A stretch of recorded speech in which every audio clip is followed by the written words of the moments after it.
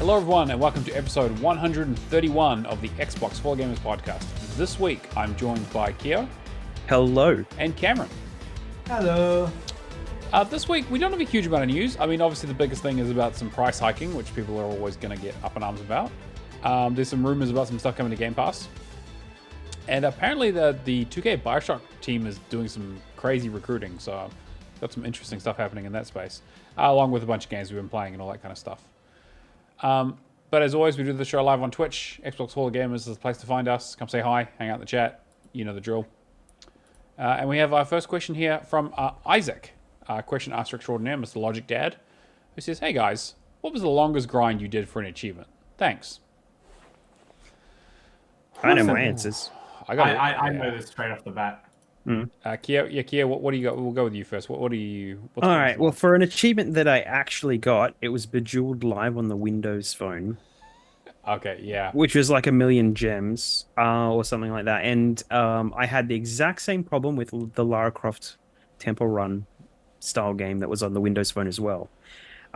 Both games I started, and then silly me decided to have every version, like iteration, as in a couple of years later, the new Windows Phone, a couple of years later, the new Windows Phone. Each time I got a new phone, the save doesn't transfer because outdated technology, right? You know, what kind of world do we live in? Had to start those games again. And then halfway through the second phone that I had, Tomb Raider got an update, because that was also collect 1,000,000 coins, by the way. Tomb Raider got an update where they went from just being straight up Temple Run levels, basically, to like an over map view, like some of the new Microsoft games are these days, like Mahjong or whatever. Oh, okay. There's kind of like there's 10 points in this world, and they're all like dot points on the map, and you just go to each and do each of them. And it turned into something like that, and you did like a boss level at the end and stuff, and completely changed the way the coins were collected. And you basically had to complete the whole game to get to the point where you could just randomly grind a level out. That was worth doing for coins. And I'd tried that 3 times, upgraded the phone again, lost some progress. So tried to use it on my old phone. The app stopped working for a while, then it starts working, and then so both games, Windows Phone, both games started several times, only one achievement actually gotten. So for the same reason. So yeah. That's me. That's my stuff. That is the biggest grinds I've had. Cameron, you got some ideas? So when I started listening to the RGS podcast back in the day, I was working on a little game called Forza Horizon 2. Yes. No. So that particular game has an achievement called All Your Race Belong to Us. Mm-hmm. And this was back at a stage where I think the fast travel had already been discontinued. I think, yeah. So it was just driving to different points of the map over and over, not being able to fast travel. And Forza Horizon 2 out of all the Forza Horizons is just an absolute slog. It took me 4 straight weeks of working on one achievement. Jesus. To which point, I remember back then when me and Matt were talking, Matt was suggesting different podcasts for me to listen to. That was the U Whatever Up. happened to the U Up podcast? It's still around. I haven't listened to it around? in a while, but yeah. That was pre-COVID, which is weird to think about. Yeah, that's how long ago it was. Like, this was pre-Percy. Like, this was back when I had a cat that we used for a sensor sound. Now we just don't care. That's right, yeah, true. Oh, COVID changed a lot of mentalities and things. Yeah, definitely did. Other than that, the only other one I can think of recently was I might as well just get it out of the way here now. Me and Stuvie been working on Space Lines from the Far Out. We had everything done but one achievement before it left Game Pass, which is unfortunately the customization unlocking 50 of them. Ship customizations don't count and employees don't count. So it was going through that game, just hoping that we would get a few per run. Okay. And it worked out on average to about 3 customizations per run. Yeesh. So Not great. as you can imagine, like I would say a run when we got really good at it was probably like 45 minutes to an hour. And the last 3 runs that we did the other day, it just took us a good 3 to 4 hours. Just It's really disheartening, eh? It's just like, it's such like, I know that when you and Charlotte played it, we didn't really enjoy it because of the connectivity issues and that. When I played it with Stubby and we got I think just the tutorialization at the start is just very poor. Yeah. But then when I talked to those devs, I'm pretty sure it was their first game. Yeah, I've heard that like once you kind of get into it and like actually get into the rhythm and understand it, it actually becomes quite a fun little game. Once you've done like a full run, it's completely fine. But yeah, just getting your bearings at the start's a bit hard, and then just if they adjusted that one achievement to just have, you get that many employee unlocks during the game, like just let them count or something, it would be such an easy completion in such a bit of time. Other than that, I can't really think of any like really grindy ones that I care for. Yeah, I've been thinking about my list, and most of my grindy ones are either back in the 360 days when they just always put a grindy achievement in the game at the end to just make you play it for a heap more hours, or like big multiplayer grinds. So stuff like I spent a lot of time doing Gears of War 2 Japan because you had to get level 100, and that took quite a while because you had to do all the horde stuff. I was doing that daily. I think it took... I mean, Gears of War, without Gears of saying, War in general, actually the entire series is very, very grindy. Seriously 1.0, like the original seriously took me forever to do, and doing all the other, the like level 100 stuff. I mean, you hear so many stories about like people doing like the King of the Hill in and out of the circle over and over thing, just for hours on end. Fear 2, also similar. Chronicles of Riddick. It's had like a very grindy kind of. You could double box it, but it still took fucking forever. I spent like that was a win 1,000 matches. I have that one as well, and get 10,000 kills, I think, as well. That's that you can do those two in tandem though, because there's like one pit level where you spawn opposite each other. Yeah, you can turbo control that. So. Yeah, I'm looking. It's still. I got an achievement for finishing Butcher Bay on the 2nd of July 2012, and then I did the 1,000 matches and 10,000 kills. Took me to the 15th of July, so I just played that a bunch. It took me like 2 extra weeks to get those. Really cool game otherwise, but yeah, like I tend to like move away from those games. Most of it's just been cleaned up recently. Some JRPGs absolutely take the piss. You've got Star Ocean in particular is ridiculously grindy, like 500 hours potentially. I haven't finished it, but I will one day. It's just I just thought of another 2 during the 360. Borderlands DLC for the first one. Yes, the Mad Moxies and also the Claptrap one where you got to get all those items. They're all RNG drops. And then Jimmy's DLC for Mafia 2. You did the drive thing. Diablo 3 also I just recently did with getting 5 million gold off the ground. Just again that took me heaps of time. You know what? I just thought. So the first year that I got an Xbox One, Dead Rising 3 was the launch title, right? It was, yeah. Okay. Yeah. So when they released all the DLCs, I think that's when I started. Like, I didn't finish them until like years and years later. I did most. I want to say most of the base game the first year. That one where you have to kill, I think it's like 200,000 zombies of that. Yeah. I remember I think it was like for a straight week, just using that steamroller. The steamroller just going back and forth. Yeah. Going back and forth. And I had big TV set up in lounge room. I had a gas heater here. I would just sit in front of this gas heater, which was not great for my back. Watching MasterChef episodes while doing just circling. Yep. Well, that to think that's like 10, 11 years ago now is crazy. Right, exactly. Yeah, I'm looking back at my list here. It's like Red Faction Guerrilla. I remember spending a shitload of time having to grind that, and you had to have like 6 people to make it worthwhile. 007 Bloodstone had like a ridiculous long online grind for no reason. Oh yeah, I haven't done that. It's there's quite a few, and then you start getting to like JRPG stuff, and most of it wasn't too bad. Halo Wars had that really big online grind for no reason. Yeah, that's I'm trying to find like the most rare achievements that I have that like might trigger some memories. I think the only other one that was kind of recent was the WRC World Rally Championship, the first one on the 360.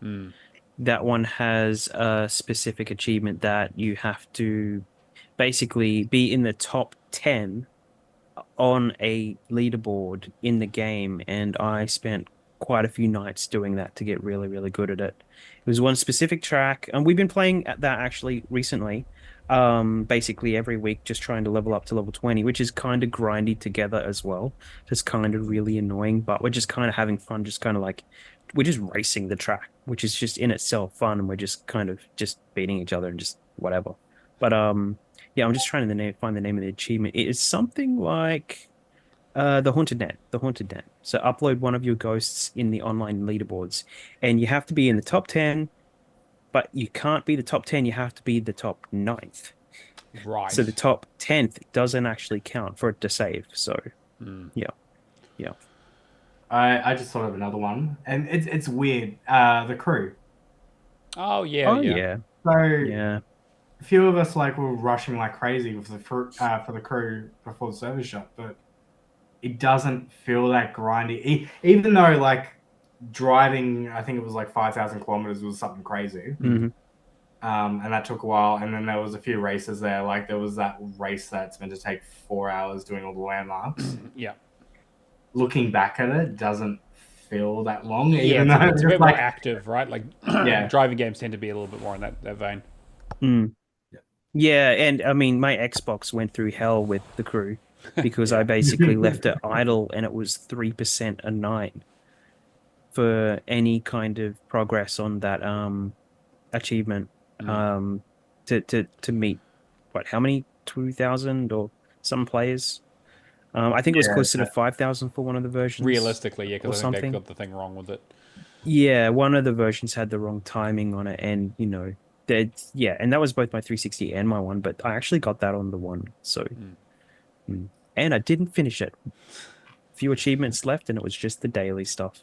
Never worked for me. So the other one on my list too is Halo Master Chief Collection, but not everybody here can relate. Yeah, I mean, to be fair, I did spend a lot of time playing that game.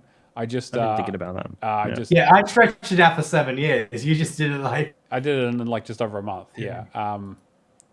But that was a rough month. I was playing nothing else and doing nothing else at all. I was eating, sleeping, working, playing that game. That was it. Yeah, I'm 29% through that game, and I am 155 hours in. Yeah, that sounds about right. And that was just general playtime too. I haven't done any of the multiplayer stuff yet, except for Win 50 multiplayer games. I spent a lot of time doing multiplayer, but thankfully, when you have people who can triple box and stuff, it makes it a lot easier. Halo Master Chief one. Neverwinter, of course, is the one. I literally deleted Neverwinter. I'm not playing it anymore, so I'm kind of giving up on that for now, at least. Lies, you'll return. It's gone. I'm not paying for VIP anymore. So unless they really do something different. There was one other that I was trying to remember. You can use that install space for Age of Empires 2. I need it for something at least. David in the chat says, wasn't there a back and forth with game developers to have the biggest kill X enemies achievements for a few years? Yeah, it started with Dead Rising originally because you had to kill the entire population of the town. And then it was, I think, Left 4 Dead did 1+ of it, I think it was, or something. And then it was kind of a big back and forth between a few different things around killing a bunch of zombies. Zombie genocide and zombie genocide. And David also asks about Graw, which actually I was also going to bring up. Yeah, I definitely did not get the best in the world achievement, and even if like that's an achievement that takes 6 months of planning and basically skyrockets your energy bill because you need like 30 Xboxes to make it work, is the most insane shit in the world. And I wish I'd never touched that fucking game, but it was like the second game I played on this goddamn tag. So I want hard achievements, but I don't want grindy achievements. I'm okay with slightly grindy. I don't think it detracts too much. Like, again, if you're playing like a JRPG, grinding is kind of, I don't like multiplayer grinds, that's for sure. Yeah, I don't like games that, you're realistically spending more than 5 hours on the last achievement. Yeah, for sure. Yeah, I get what you mean. When you've done everything else, yeah. All right. Well, hopefully that answers your question there, Isaac. Let's get into the news. So we'll start with the bigger story, which is Game Pass is doing a bit of a price hike, which has got people a little upset. Looks like it's going to be global. Some emails went out. There's going to be some sort of big changes happening. So Game Pass Ultimate is going up in price from, was it 14? Sorry, I'll just grab the... it's going from... I think it was like 15 US to like 20 US. Yes, 17 US to 20 US, basically. Yeah, exactly. PC Game Pass is going from $10 to $12. And then if you want Game Pass Core, it'll now go from $60 to $75. So yeah, not a huge for 12 months. For 12 months. Sorry, for 12 months. I should say. Not for the year. Yeah, and so that they're kind of doing this new tiering thing where there's this game. You're going to have these new tiers of Game Pass, so Game Pass Core, and then you're going to have the new sort of Game Pass Standard that doesn't have day one releases apparently. Yeah. How it's meant to work is they basically want to get everybody off the Game Pass for console tier. Yeah. So what they're going to do is essentially it will be available for legacy kind of subscribers, but then the new subscription model for Game Pass for console will essentially not include day one, which I'm interested to see how that technically works. Like, does that mean, a game that is a day one edition, does that still come to the service at a later date? Yeah, I'm curious about that as well because Ultimate will continue to have everything. Also, apparently, you don't get cloud gaming with the new Game Pass Standard. Yeah. I want to say though, PC, the Game Pass for PC though will continue to have day one. Yeah, which I think makes sense because they still want to get into the PC market. That's where they see any kind of growth in the market. Yeah, because they've growth for Game Pass seems to have plateaued over the last couple of years. Yeah, I think that it's an interesting point about the like. Is this thing coming out like does this mean that there are no like day ones don't come through at all, or is it like is this just allowing them to say we don't guarantee it but we could if we wanted to? Because the messaging this is the problem that I see. The messaging is going to get really messy because the messaging has always been day one, like from Microsoft kind of editions. Yeah. So does this mean all these, day one kind of games that were being shown coming out soon are not going to hit the service, even though they're Microsoft's IPs? Yeah. I think it's going to get really messy really quickly. Realistically, like they should, anything that's been announced for Game Pass, like your legacy stuff, should still go to the people that are subscribed to the. If the legacy tier continues, apparently they haven't given an end date for the legacy tier. That's still get day one. It's going to be just your new subscribers, but then I know the end of the day it's just get Ultimate. Sure, that's the push, right? They want everyone to move over to Ultimate, yeah. But like your general consumer though, is anybody going to bother with a Game Pass for console kind of subscription? I don't know. David points out in the chat, the last showcase was all play day one on Game Pass. Exactly, right? Yeah. So they're obviously pushing that as a big thing. I don't know. I feel like we're getting back to popcorn theory, right? Where you basically put a middle option that you don't really want people to pick, but just to make the higher option seem more appealing. Yeah. It very much resembles PlayStation's stuff. Yeah, for sure. Now, So except they still don't do day ones on the highest tier. Mm.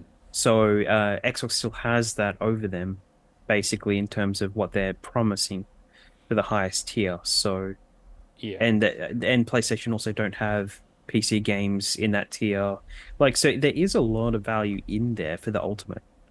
They just wanted to make it a little more Yeah, appealing. yeah. I'm interested that they didn't carry through with like having an ad tier.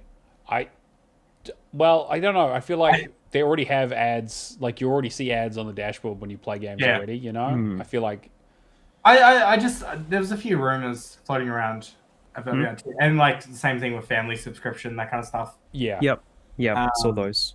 It's just interesting that none of these other ones have really come to fruition.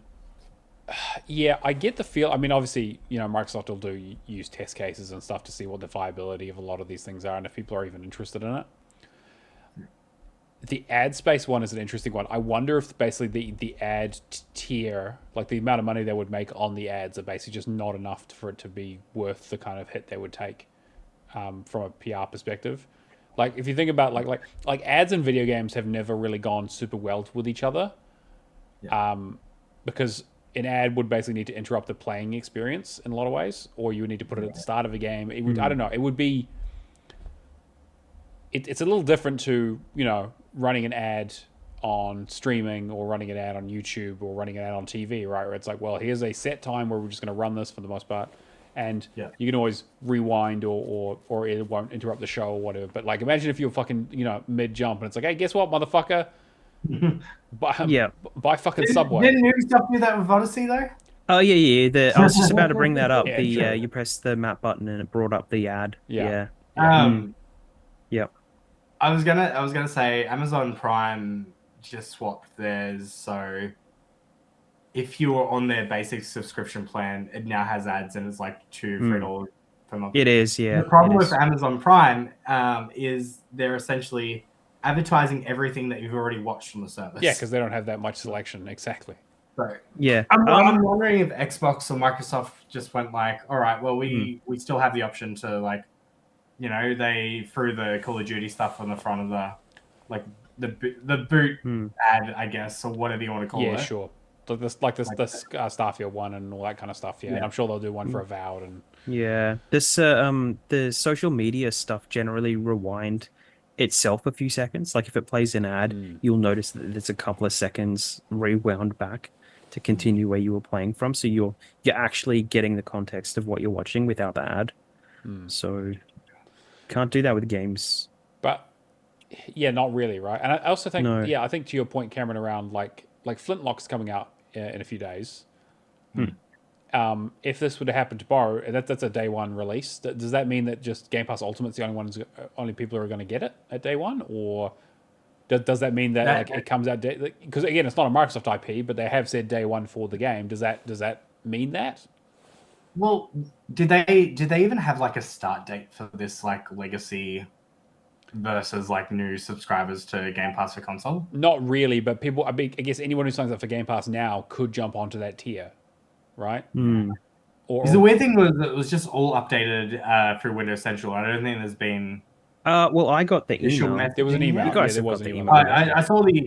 I saw the email where I got the price increase to like, I think There was a 22 date on there. I'm sure, wasn't it September or something? Yeah, September.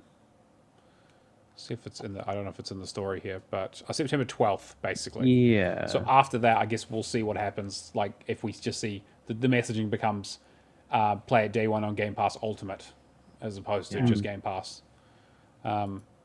Also, yeah, the new tier will also won't include like the EA subscription that you get with Ultimate, which is already kind of the case. But yeah. Yeah. David points out that the Spider-Man, I don't know which one it was, I don't remember myself, had billboards around New York advertising the Watchmen movie. That was actually advertising another horror movie for me. And it was advertising the place that I work, the actual retail business, exclusive to, Ah, you know. interesting. Yeah, so Yeah, and it was really weird because I was just seeing logos of my work all through the game, and it was the same thing all over the billboard. I can't remember what it was. I, But yeah. I do remember, like, we have seen advertising in video games, like in a more like in universe kind of thing, and I don't mind it that much. Like, I mean, like, I remember there was a big discussion when Rainbow Six Vegas came out, and you were fighting down the Vegas Strip, in a gunfight, and you would see, I think every car was like a Chevy or something. It was some fucking Chevy thing going on where they have some sort of promotion. I can't remember what it was. That's how effective it was. And everyone was like, "Oh my god, they're putting advertising in the game." It's like, man, if I'm gonna go down, if I'm walking down the strip of Vegas, yeah, I expect to be advertised too. Like, I kind of get it. It's like kind of going to time, like it's Spider-Man New York, Times Square. Like, it's like, oh yeah, there's advertising. What a fucking surprise. Hell, even Burnout had fucking Obama posters for Burnout Paradise back in the day. Like, they like, advertising in video games is not a new thing, but I just wonder if, like, from a subscription service perspective, like you said, Cameron, they just don't have the appetite to advertise stuff or to work out those deals to try and do stuff for an audience that they really want to grow. Yeah. I mean, it is like, with that, I feel like the better play then is just advertising what's in Game Pass. Yeah, itself, exactly. and selling the product. Yeah. But Microsoft then I need something to like fucking advertise. Yeah, I wouldn't mind like I'm not. What's the best way to put this?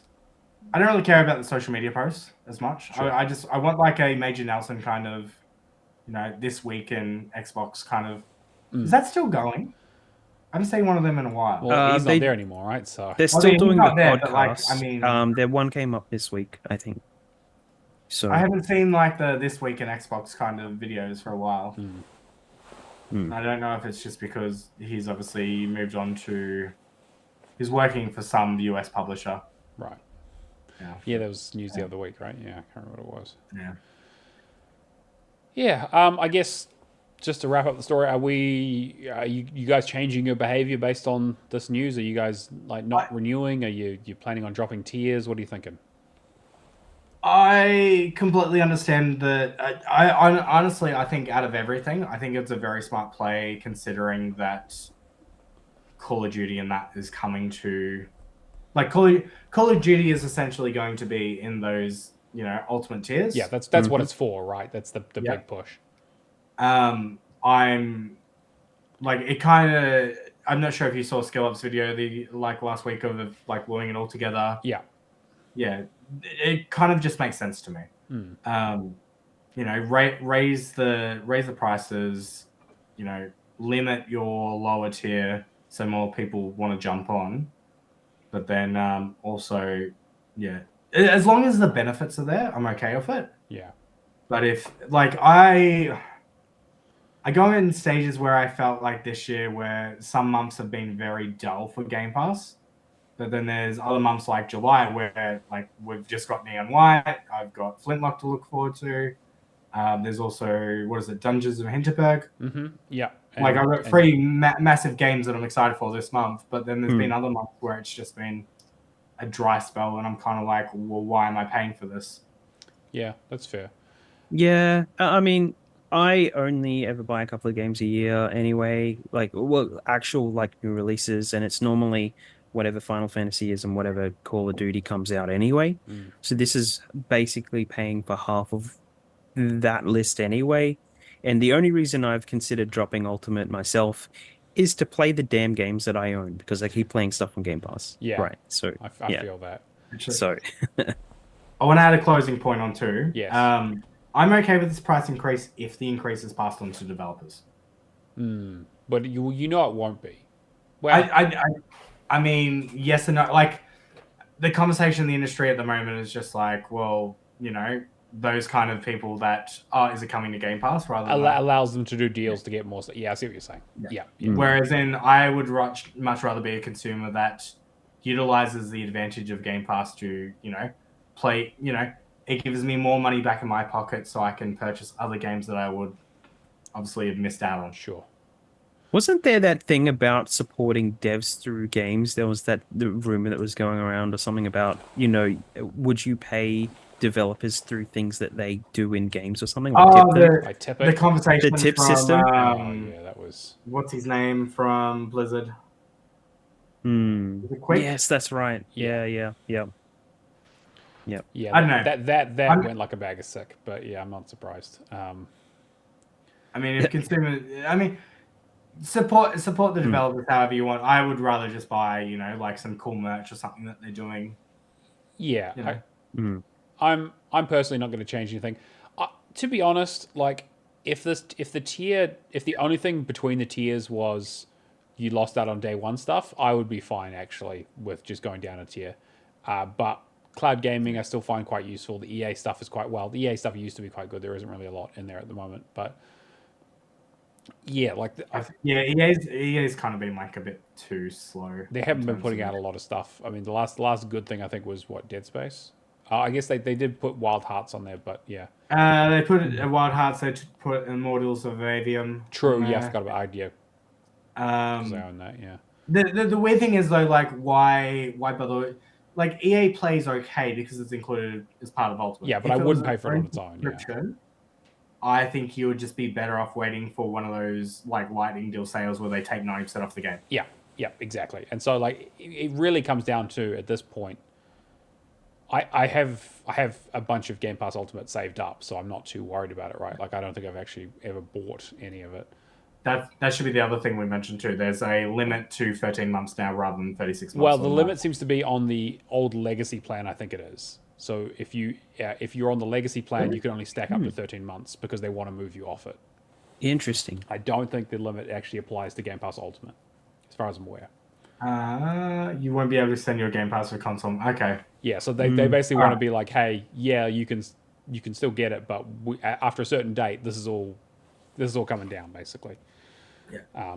Because I wouldn't be surprised if they wanted to limit the other tiers as well to 13 months because if they want to do price increases in the future, like every subscription service is going up. Sure, but I think the other thing is that if someone has months and months and months of Game Pass saved up, that's money in hand that they got for a service they don't have to provide, basically, like we could have got more money from it, but it's like you may have also just not gotten the business if they weren't locked in for another year. True. But like I get what you mean though, and the price increases I think are so rare at this point that it's probably not a big deal for them. But now, I mean, they're happening, right? And of course, any increase, any extra that you put on it now will be at the new price or close to after September. Yeah. Yeah, I don't know. Maybe afterwards I'll drop down. We'll see what the landscape looks like. I think I'm good till January 2026 at this point. So that's all I use my rewards points on as well. Totally. I just want to know what the deal is with the day one. Yeah, well, we definitely want some clarity around that because a lot of stuff comes day one to Game Pass, and like I mean a game that I played this week that I absolutely loved came day one to Game Pass, yeah, talk about that in a little bit. What if they made like 6 months down the track, if they made like a standardized contract of everything can go into Game Pass for like 12 months or something, but after 6 months it's no longer in new release, and then so it would come to the core, like to the console, that middle tier instead.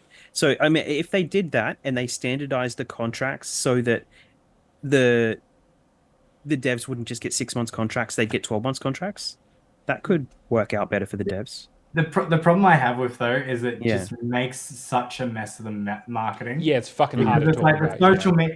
The social media posts already are just like this particular game for console or for Windows, and then it's like for console 6 months later, and then it's like, oh wait, we've seen that game before. Oh no, now it's coming to cloud. Like it's just like you feel like you're just stretching it way too thin. Yeah, I'm with you. It's a marketing nightmare to kind of deal with, and I feel like if they were going to do that, it would be like a 3-month wait, probably not a 6-month wait, considering it's a 12-month contract. But I don't mind there being a delay, but whatever, it doesn't impact me right now. But I'm sure I'll have another opinion on it in a year's time. I was with it as well. Like if COD potentially never comes to like, if it's only coming day one, they don't want to put it into the lower tier. True. That's also the other thing they have to. Yeah, exactly. All right. Speaking of COD, it looks like apparently the rumor is that Call of Duty Modern Warfare 3 is coming to Game Pass this month. Of which one? I guess Ultimate, and maybe we'll see. I don't know. Yeah. It isn't on anyone's list currently. They haven't announced anything yet. It's kind of, I'm curious as to where this would be. I'm thinking maybe towards the end of the month. I noticed that doing the list this week, there's a bit of a gap in the last week of July. Yeah. Which would be great because I've been wanting to play this for ages because they keep fucking adding achievements to it. So They do. I don't have much of a choice. Is there any like marketing beats this could line up with? Because the only thing I can think of is Gamescom's next in August, and then Tokyo Game Show in September. Probably not. This is probably pretty. I think overall this will be a pretty quiet one. I mean, I don't know. I mean, it'll be big news as itself, I guess. But... Sure, but the game is, well, I guess so. Yeah, you're probably Yeah. right. Yeah. Imagine if Ultimate members get the season passes and the middle tier doesn't, and it's worth getting Ultimate alone just for the season passes. Oh, sure. If they do DLC stuff with Ultimate, that would be a great yeah. get. I think, that's kind of the one thing that Ubisoft Plus has kind of got right, is that including the Exactly DLC with right. subscription. But to be fair, like I know what Cameron's going to say, that's the moneymaker, right? That's the low barrier to entry is the thing that gets you in the door. They make their money on it afterwards. And where do they want to make money? Call of Duty, or do they want to make money on Game Pass? Yeah, that's the other thing. I think when it comes to DLC, like they've tried it before. They did it with Gears 5 with High Busters. They did it with I think Persona was the one that we were surprised at, wasn't it? Yeah, Persona 3. Yeah, they didn't have any achievements for it, but yeah, the kind of the after FES story that we weren't even sure was going to happen. Yeah, they kind of just they released it as like a perk, a DLC perk. Yeah, which isn't out until the end of the year. Correct. Yeah.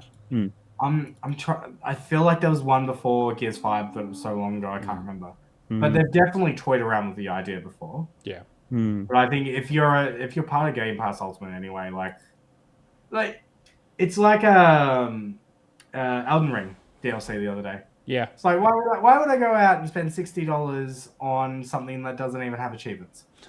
Unless I was really into the game. To be fair, I mean, like maybe that's not the best example considering it's the highest rated DLC of all time currently. Yeah, I know. I was tempted to highest rated or yeah, people feedback on the difficulty. Sure, yeah, but that's Elden Ring for you.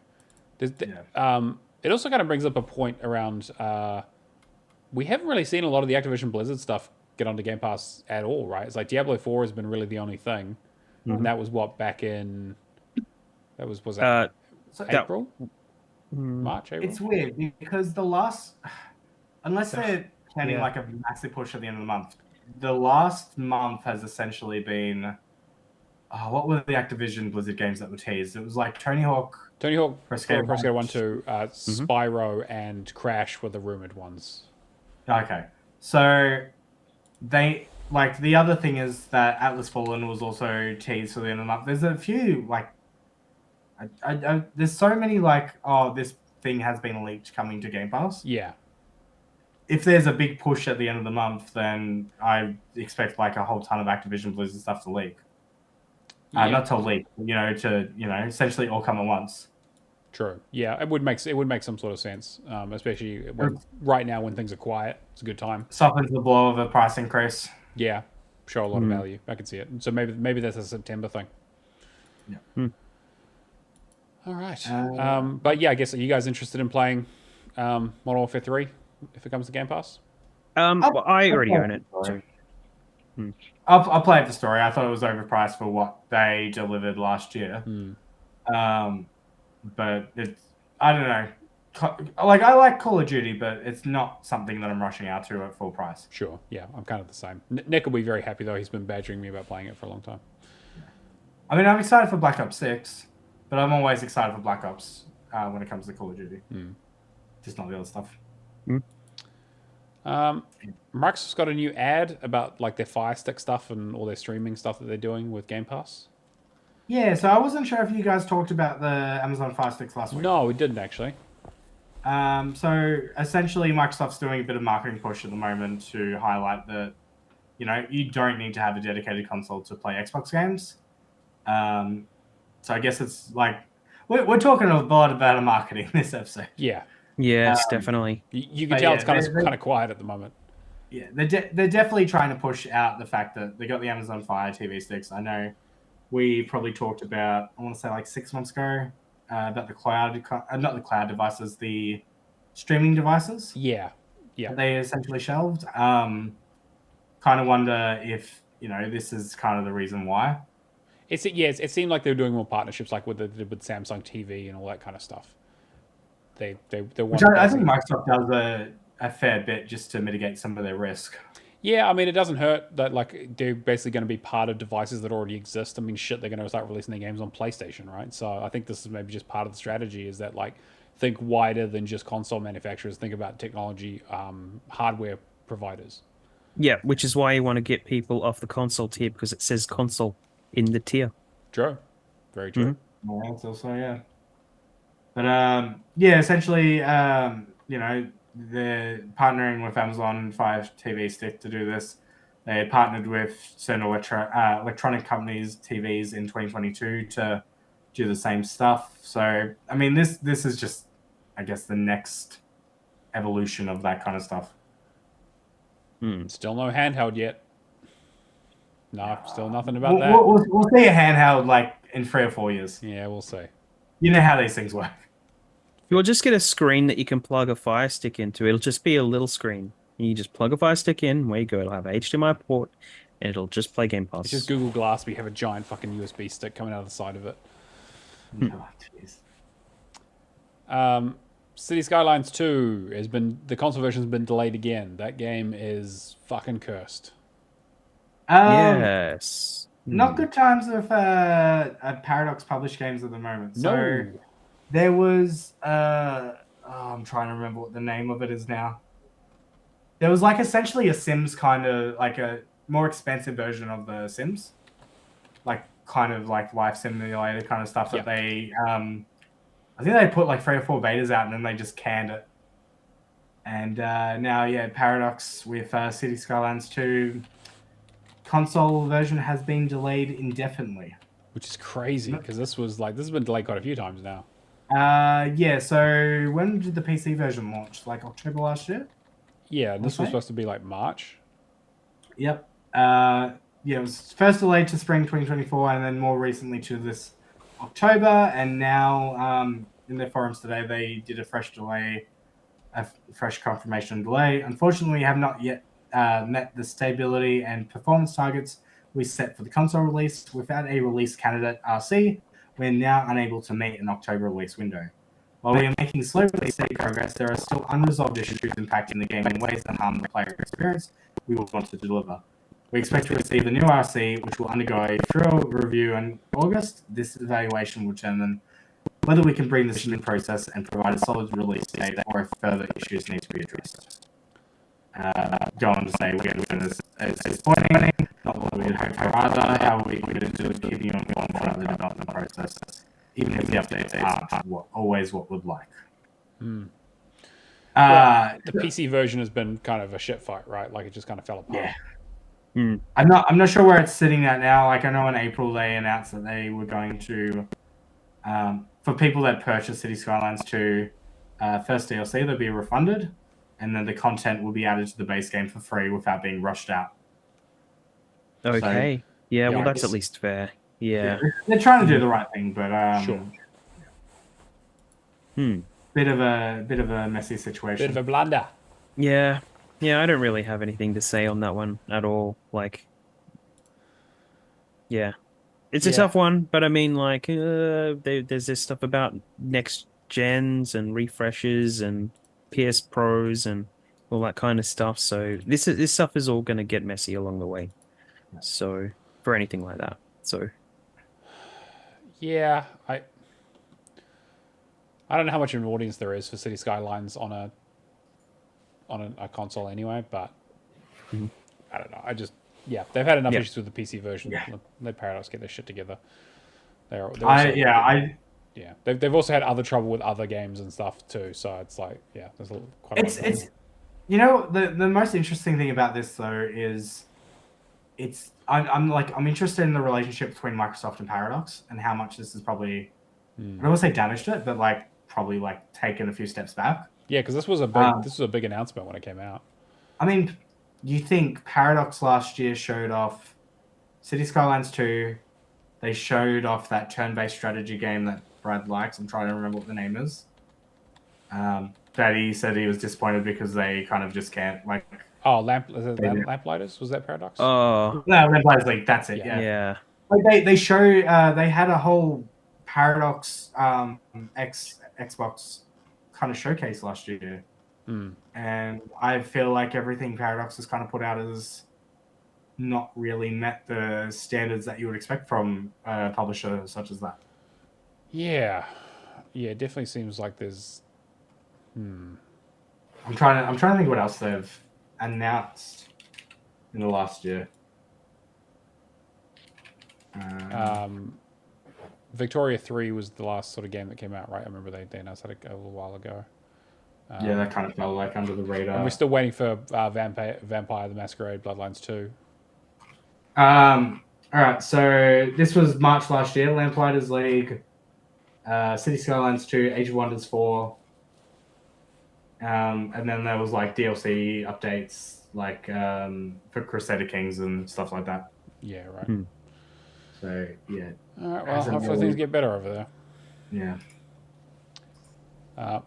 This is the one I'm excited about. 2K's Bioshock team are recruiting like mad. Apparently, they've got a. I don't know. It's been a long time since we've had a Bioshock. The last one was what? Infinite with wasn't it Infinite like 20? It was 2012 or something, 2012, wasn't 2013? it? Yeah. That's insane to think about. Yeah. Yeah. And the new one that they've got coming out, the Ken Levine's new one that's Judas. They've confirmed isn't Judas, yeah. related at all to Bioshock, like in any way. He confirmed that. It's just like, well, that's also taken him a very like that. They haven't put out another game since then. It's been 10 years. Exactly. That how many times have they reworked that? Like, how long have they actually been working on it? It's probably the same for this, really. But it's just like, I don't know what they can do with Bioshock without Ken. So I mean, I don't know. Like, I remember they announced this like, what, pre-pandemic? 4.5 years ago, I think it was. Yeah, right. So I remember the talks about this because they were like, Cloud Chamber were like, oh, hey, we're working on the new Bioshock, and like we just kind of heard it in like a call, and it wasn't. They didn't put like a trailer or anything. We don't fucking know anything about it. Like it's kind of, I don't know. I'm interested. The only stuff we know about Bioshock 4 is it's set in a new and fantastical world, according to an old job listing, and it's claimed that it's set in the 1960s in a fictional Antarctic city. Okay, sure. Like, great. Cool. You know, like we just recreate the thing, basically, which I'm super down for. I hope so. That would actually be amazing. I was joking, but actually, the more I think about it, the more that would actually be a really, really interesting idea for him. Wait, did you say remake the thing? Yes, I mean, not the actual remake of the thing that's coming out from Night Dive. Okay, I was a bit what? Yes, but like or the remake of the thing, the actual movie. Yeah, I mean, the thing. I think there could be an interesting idea. There's some good survival horror element stuff they could do with an Arctic city and Antarctic city, I should say. I'm interested to see whether the Bioshock 4 or the movie comes out first. Bioshock 4, I think. I don't know. I think so as well. Yeah, like, the movie's never coming out. I mean, I didn't actually include it in the trailer this week, but Watch Dogs started filming. I was gonna say that too. Yeah. True. 10 years after it got announced. Yep. Yeah. I'm still waiting for Jake Gyllenhaal and his Division stuff. Oh my you know, God, he was supposed to be working on that, and there was a call put out today for fans that Victorian content creators that are also fan of Borderlands and are very keen for the new movie. And I'm like, I'm not one of those. I don't think anyone's keen for the new movie from what I've heard. I don't think it's gonna be good. Man. Yeah, apparently, like, Bioshock 4 is due for like this financial year, right? So maybe this is a March release. The fact that we haven't seen or heard anything about it though lets me think that maybe I don't think this is making it out anytime soon. Yeah, I doubt it. Unless this is like a game that Xbox has secured for like Gamescom or something like that. Yeah, like a near shadow drop or like I don't know. It's the kind of thing that you would show off at a state of play or like a big event, right? Like Bioshock is still a huge IP that carries a lot of weight. Yeah. Yeah. I don't know. It makes me think that there's a lot of holes in the teams that maybe they're just trying to fill spots to kind of be efficient, like, So it's not uncommon to hire a bunch of people to work on a project. And but 30 people? If you're hiring for 29 roles, you're ramping up. Right, exactly. Yeah, you couldn't be in full-scale development at that point, right? You just don't have the people. Yeah, so there's no way this is coming out this financial year. This is definitely going to get pushed. I'm excited for it. I love Bioshock. I'm going to go back and play Infinite due to our theme month, which is coming up. But yep. And then we touched on this a little bit last week, but First Ascendant. People got some opinions about that game. Oh, I have opinions. Well, I haven't played the game, but I've got opinions about these opinions. Yeah, do tell. I want to hear your opinions, Kiara. Well, I mean, like we're seeing a lot of this lately, like the Hoyoverse stuff, like all these kind of things where things are copying other things. Like that's okay, to an extent, but I just like the picture that TA used. The cod piece face was beautiful. Yeah, like I said in the Discord just before the show, like the Destiny logo has always been a cod piece to me, and they just whacked it on his face. I don't care. That's fine. I'm happy that that's there. It's okay. It can sit there. But yeah, so barely changed Destiny 2 icon. So it was first raised, I guess, with Forbes. Paul Tassi brought it up because he's big on Destiny. He's run a whole bunch of stuff on Destiny before. Accumulated a series of the First Ascent and compared them to similar looking icon arts in Destiny. Yeah, look, these things. I mean, how were they copying pasting, or were they just generating AI inspired versions of it? Like, so okay, they're close, but yeah. No, this essentially is a carbon copy. I've played the game, and it very much feels like a very close carbon clone to Destiny. The actual gameplay itself is people were saying what? I'd say like it's a little bit more out there, but like I like it if you put them like it's like apples and pears. Like it's close, but not 100%. Like they're both just looter shooters, but then the UI and all that obviously has very close similarities. They've taken inspiration. What did Penny Arcade say back in the day? The difference between an homage and a ripoff is it's an homage if I like it, it's a ripoff if I don't. And I think that's probably going to come into play here. Is that like how people feel about the game in general will probably inform how much they overlook what's basically been stolen or very, very heavily influenced. Yeah. Yeah, David in the chat says when you buy your Destiny icons from Wish. Yeah, exactly.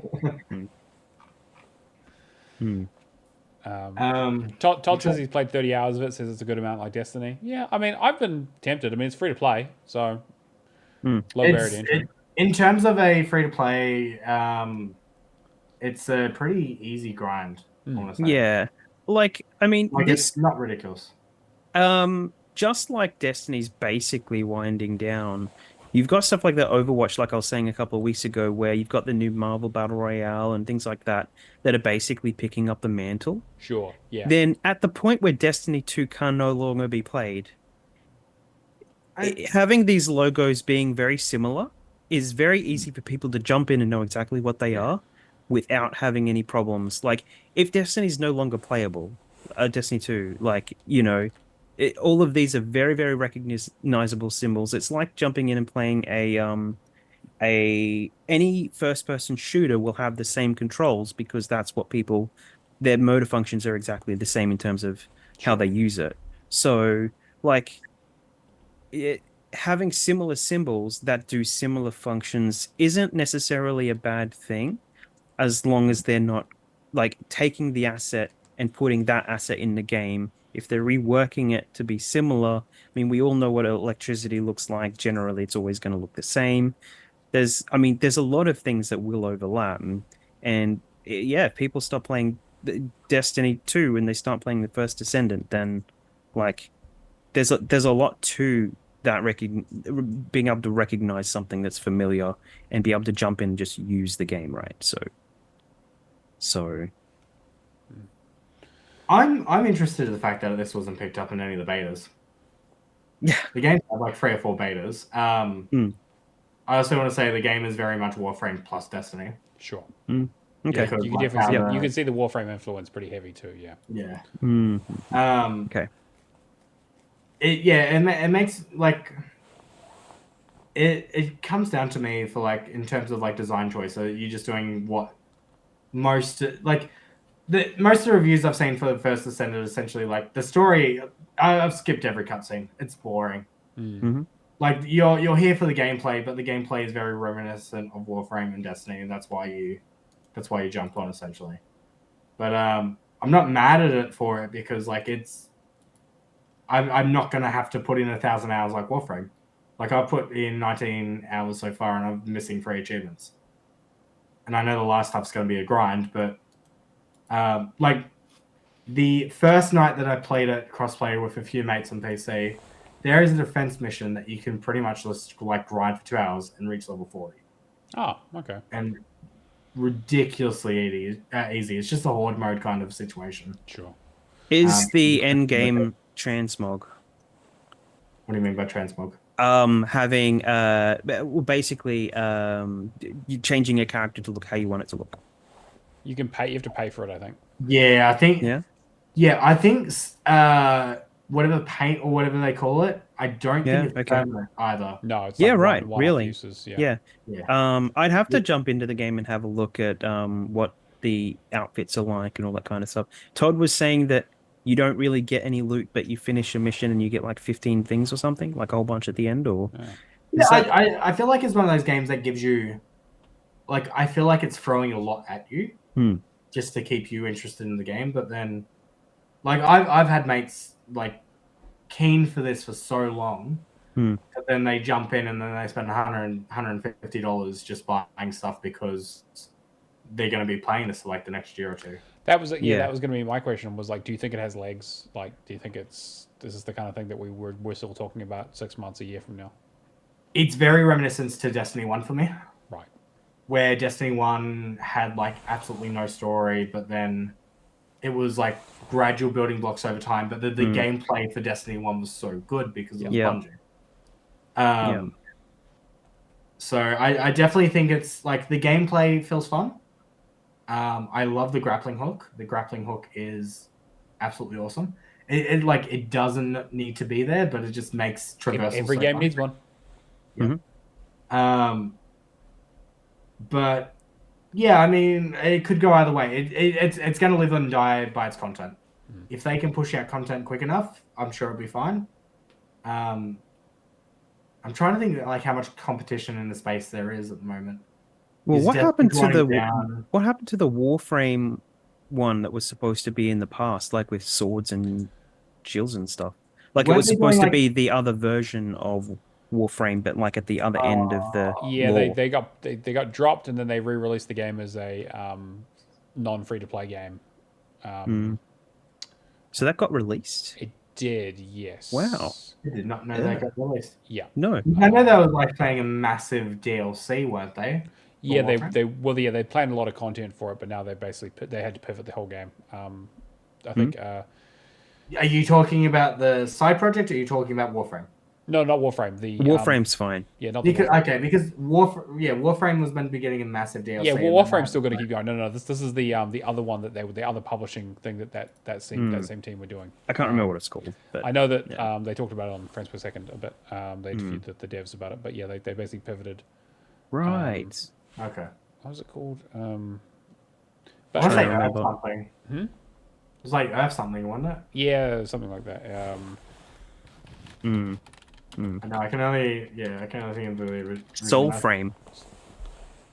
Oh, Soul Soul Frame? Frame. Yeah, I think Soul Frame is still, yeah. That's the other one I Yeah, think Soul was Frame, supposed to that be. was supposed to be there, yeah. I guess like what other looter shooters are in the space at the moment? Yeah, you got Warframe, you got Destiny, you got this.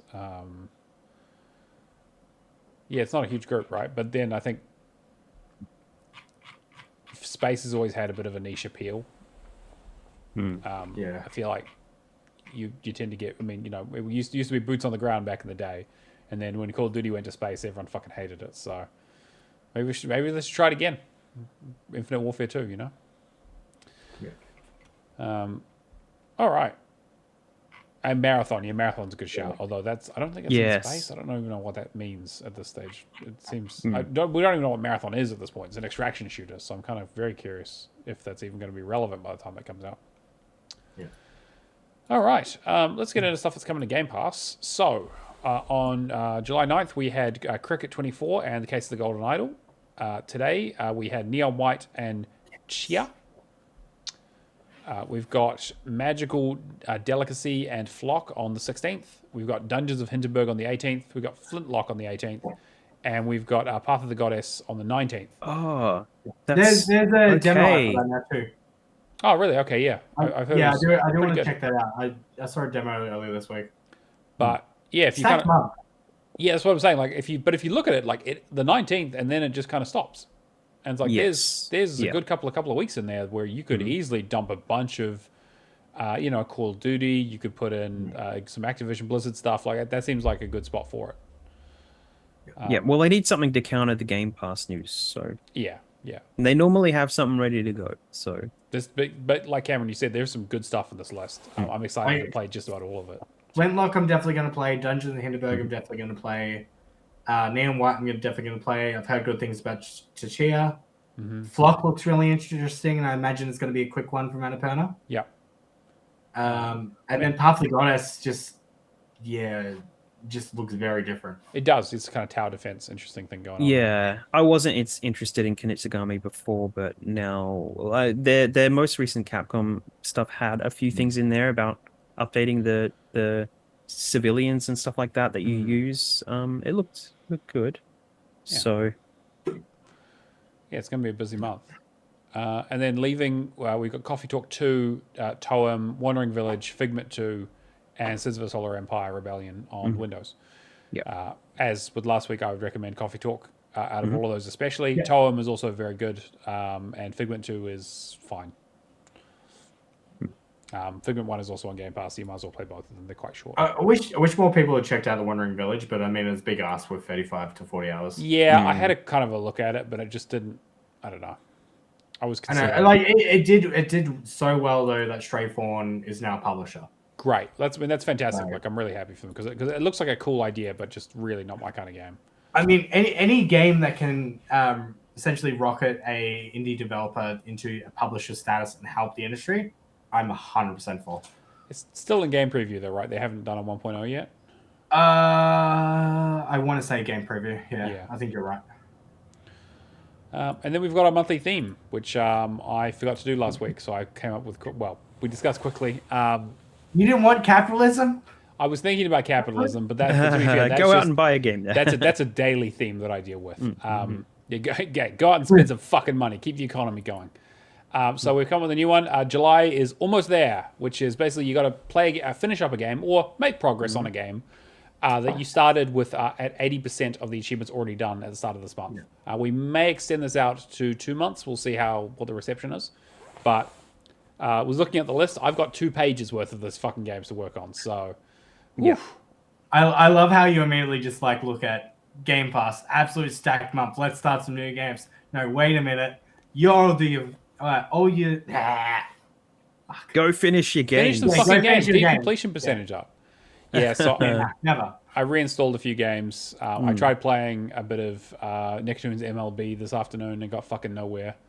I only have 2 achievements left in that to get. I need to get a double play and then I need to get like a 10 RBI or something, which again, I don't play baseball, so I don't know what that means, but I'll figure it out. Does that mean you like throw somebody over a fence or something? I don't know. I think it's like you have to get 10 runs with a single person, basically. I I don't know how I'm going to do that. But apparently, like, it's an easy game. Apparently, it's like a 1.3 ratio or some shit. But I'm just bad at baseball. Yeah. But yeah, if you go on with baseball games. Yeah, so if you go on Discord, you can come and hang out, and we've got all the channel in there about like what people are planning on playing. I have re-downloaded Bioshock Infinite, so I'm going to be trying to get the Clash in the Clouds done finally. I might put Dishonored back in. I'm still trying the Eliminator. I got a lot on this list of stuff that I just could not finish for whatever reason, but we'll get there. I want you to get like first an Eliminator and then just immediately go to the DLC for Dishonored. That's probably something along those From lines. high to high. Yeah. Oof. Yeah, there are 2 completion percentage tags on TA though. So it's like one's for how many people have completed the game, and the other one's how completed you are based on the achievement number. Yeah. So it's based on your gamer score versus I think it's based on a TA score. So how much TA score you have left. So you can go and change that. I've put a post in the channel to basically let you know how to change it to just total achievements.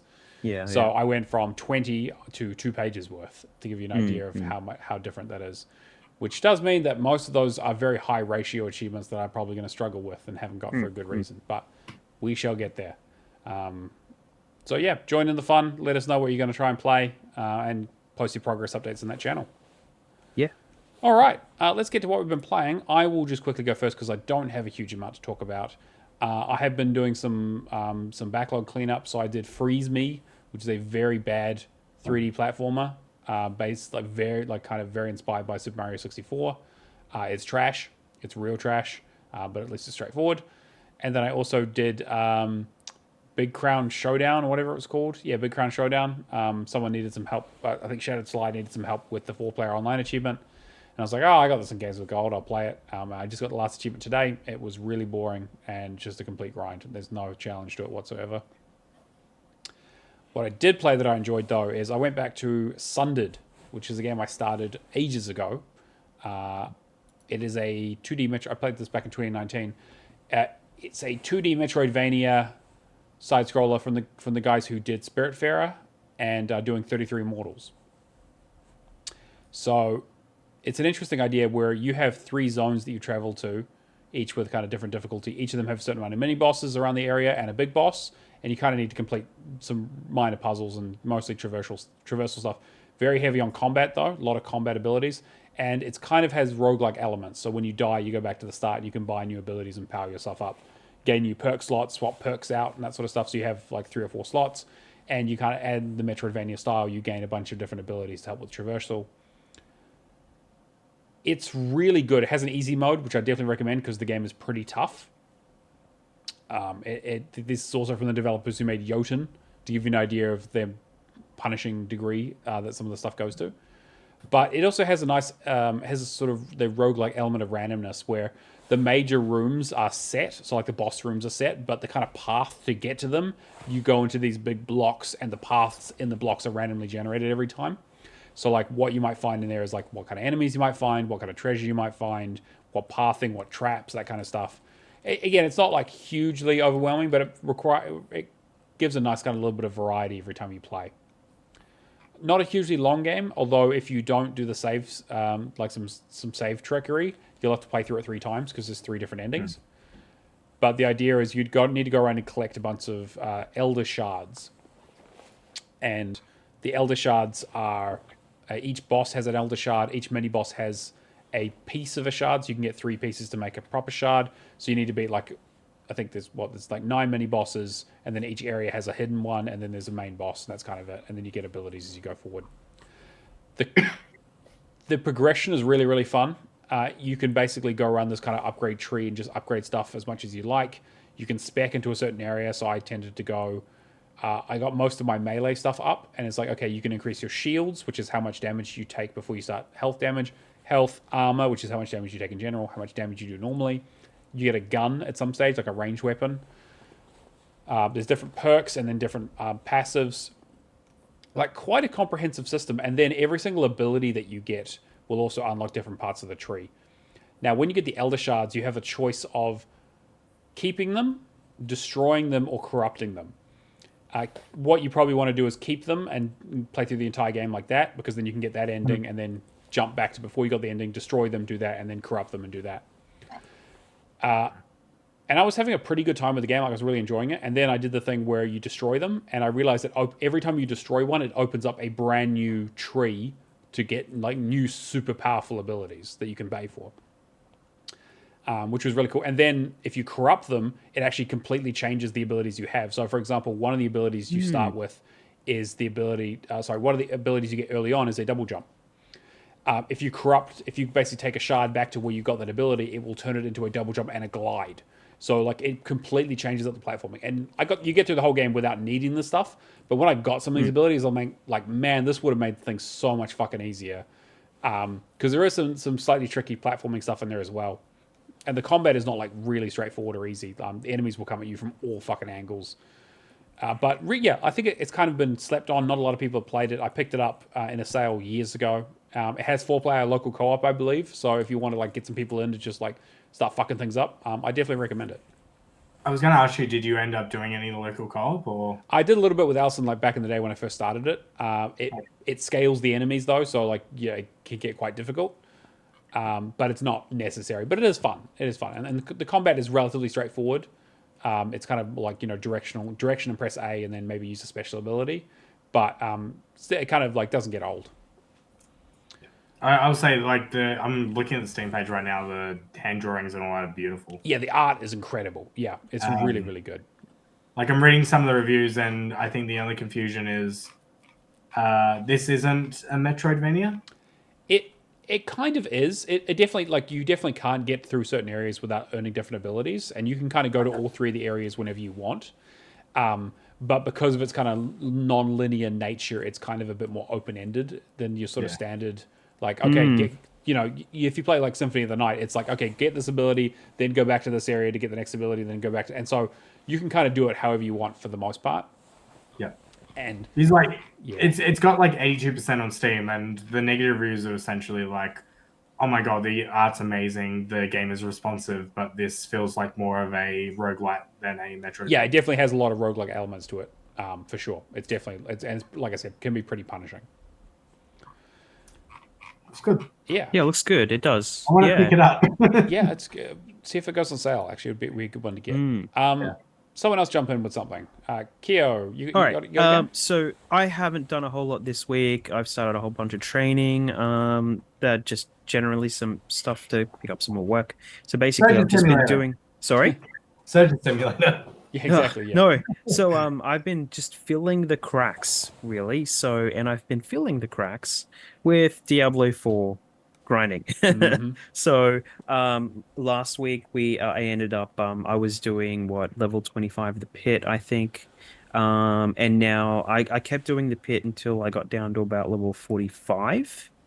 So if you're thinking like base game is 0 to 100. At 100, starting the pit, basically, you're starting at 0 again, essentially. The enemies are like 100, 100, 203. And so I'm doing level like 145 enemies, roughly, give or take. They're always up or down a few levels, essentially. But I'm at the point where my armor isn't enough. So I've spec'd into like a whole bunch of damage and stuff, but I'm not surviving because the spiders are just lobbing shit everywhere. Yeah. And it's really fucking annoying. I'm way too squishy. So I can either kill things faster or I can spec things more into my armor and things like that. So I've decided I've kind of like stepped away from the pit for a little bit. I'm doing nightmare dungeons to get the last few sigils up, and which I'm pretty close. So I only need to do a few of those, and then just running around to all the different end game boss dungeons and just using resources on all of those bosses. So, and it's kind of like, the thing about those bosses is there's like 6 of them or something, but you've got resources, you put the resources into a boss, you kill the boss gives you a resource that lets you defeat another boss, and sometimes you need 1, sometimes you need 2, 3 of these things, or you need 2 items or 2 of the items to go to the other bosses. So you defeat one set of bosses, and then you can go to other bosses, then to other bosses, then to other bosses. It's a whole pyramid scheme. Exactly right. So Todd, however, played with me last night. We were just doing, and I was playing with Aptos as well. We were just running. I was just running a whole bunch of stuff with them just to see what kind of gear they'd get going from level 100 gear to level 145 in the pit, and then we ran some of those bosses. And Todd just basically gave me all of his extra resources. So the reason I'm doing those bosses is because I need the Scoundrel's Kiss for the build for the rapid fire rogue, which is basically every time you use rapid fire it lobs a whole bunch of grenades in different directions and just does a whole bunch of AoE damage. And then you stack that with the stun and the ability to kind of knock people down. And apparently some of this stuff is broken, right? So if you stun and knock someone down, it basically stacks and doubles the damage that you're doing to them and stuff like that as well. So these guys are running, 130 to 200 plus the pit levels just off this stuff. So, and they've got very little in their power, but they're running a lot more armor, I guess you could say, because it's just doing millions and millions of damage. So yeah, so I'm kind of like trying to maybe get the ring. It's low drop, and there's also like the Harlequin crest helmet as well that would work for the build that I'm trying to do. I think they So work. They either work one for of just them. about every build, right? Everyone wants Exactly, that because fucking that's for thing. everybody. That's for everybody basically. So that's the thing that can go, but they're like Uber drops as well. That one, I think specifically. Yeah. I think. So the other one is rogue specific. So yeah. And I thought I got it. I was saying this before the show. I thought I got the Scoundrel's Kiss, but I got the Saboteur's like crest or something. So signet. There's the signet, and I'm just like, oh damn! I thought I had it. It was the right boss. It was a ring. It was spec right. But other than that, I did a stream of Resident Evil 2. I finished Leon's story. So which with that, you've got the A side and the B side, which is if you start with Leon, you then start the game again, second run with Claire, and you kind of finish the story and you get some extra stuff to do at the end of the game that you didn't have before, stuff like that, which is where a lot of the length comes from Resident Evil 2, because you can start with Leon, then do Claire, but then you can start with Claire and then do Leon. So there's like a grid of 8 different ways to complete the game or something. And then you can speed run, and if you want A ranking, you do like under 3 hours or whatever. So yeah, and yeah, so I'm just working on that now. So that'll be next week. So streaming every Fridays now because I'll be busy during the week with this training pretty much every week now, actually. So Oh jeez. the only other thing I've been doing is I picked up the Tomb Raider 1 to 3 remastered this week in the sales. Because there's a publisher sale going on. It's still got a few days left. And they've got a whole bunch of stuff in there. This one here, we were talking about it and you're wondering what it was like. Yeah. It's night and day, the difference between the graphics. Right. All of geometry is exactly the same. But if you switch to old graphics, you get like 20 to 30 frames a second, maybe. But if you switch to the new graphics, it's buttery smooth. Interesting. Okay. So, and it's really, really good. It's really good to play in with the new graphics. So you've got no reason to use the new graphics at all. There is a costume option that you unlock when you finish the game. I want to be able to run like the Lara Croft 3 old skin in the new graphics if I can. Right. Yeah. Because I like the Tomb Raider 3 skin, the original one, kind of more over what they did in Tomb Raider 3. But I just would like to play that with the new graphics with the buttery smooth like gameplay. Looks good. Looks good. They did. If you are watching the cutscenes, you can also switch with that and the screens between loading screens. So you can switch between the 4:3 aspect stuff to like a full screen version of the same image for the new one. And it's funny with the cutscenes because I'm like, oh, the cutscenes really like the original game doesn't really hold up a whole lot, and then you press the start button, which is the menu button basically, is the thing that shows you the switch between the old graphics and the new graphics. You just press that on any of the cutscene, it goes pixelated grainy and just shows you like an old version, like the original full screen, original pixelated version of the cutscene, and you switch it back, and I'm like, well, this is so much better. So the Tomb Raider 2 and 3 cutscenes are so much better with that, what they've done with them. They look really nice. So, but yeah, it plays really well, actually. So yeah, I'm enjoying it. And the new controls are great, actually. So it's only really with a couple of odd jumps, like the first level of Tomb Raider 3, you're in the jungle. The first thing that happens in the level is you kind of sliding down a slope. Yes, I But remember that. if you jump, the new controls, I haven't tried it with the old controls, allow you to kind of turn in the air and stuff like that in the directions and stuff. Where the old one, you had to kind of slide down a little bit, jump left, and then jump down, and then jump. So it had like three different sliding panels in different directions. Hmm. So if you had to jump on one and then jump on one and then jump on the other one, and then that would basically take you to the secret. But with the new controls, I think you can kind of just swing the axis, the controls in whatever direction. It's a little bit more fluid, I guess. But it all operates exactly the same with both. The new controls just make it a little bit more playable.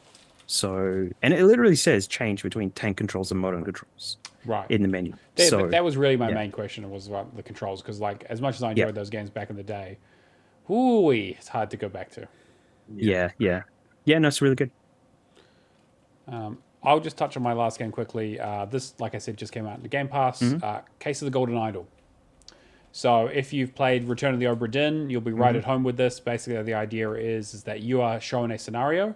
You get to investigate parts of the scenario, look at people, look at objects, gather clues, and then you are asked to use those clues and the words that they generate from them to put together what is happening in the scene by dragging and like putting in the right segments.